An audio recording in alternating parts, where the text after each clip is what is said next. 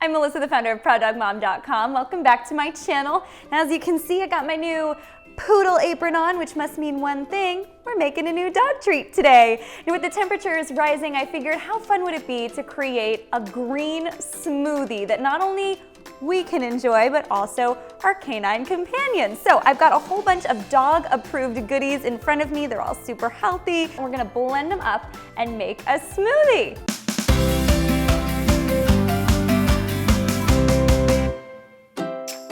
All right, to make this dog-approved green smoothie, you're gonna need a blender. That's the obvious one.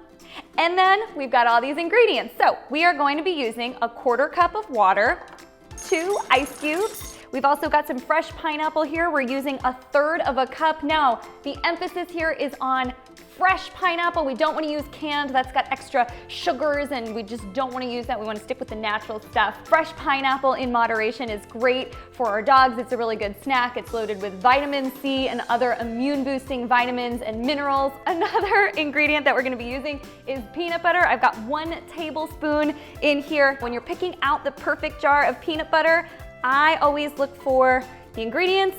Peanuts, that's the only thing that's listed on this. There's no extra salts, there's no extra sugar, no xylitol, which is the sweetener that is toxic to dogs that we always want to make sure is not in our peanut butter. So definitely trying to go with as natural as possible. The next thing we've got is some ground chia seeds. I have a 1/4 teaspoon here. Chia seeds, they might be tiny, but they're absolutely mighty. They're loaded with omega-3 fatty acids. That's just one of many benefits.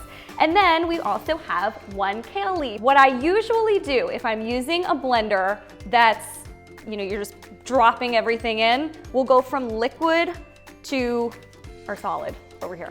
But this time I'm actually using one that goes upside down and then we pop it over. So I'm gonna be working backwards because we want to make sure the liquid is as close to the blade.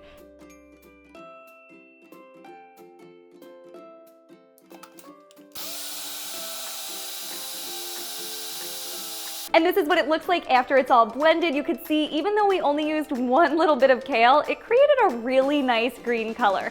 And also, we didn't use a lot of each ingredient, so we only got 1 bowl. But just because it's 1 bowl doesn't mean it necessarily has to be 1 entire serving. That'll depend on your dog's size, their lifestyle habits, all that good stuff. For me, I like to split this between my 2 dogs, and if I have any left over, I grab one of these guys, a silicone mold. That's right, you can just fill them up and then pop it right in the freezer, and then you've got yourself some frozen snacks as well, so 1 recipe can go a long way. If you like this recipe, don't forget to give the video a big thumbs up and subscribe to my channel. And while you're at it, hit that little bell so you get notified every single time I post a new video.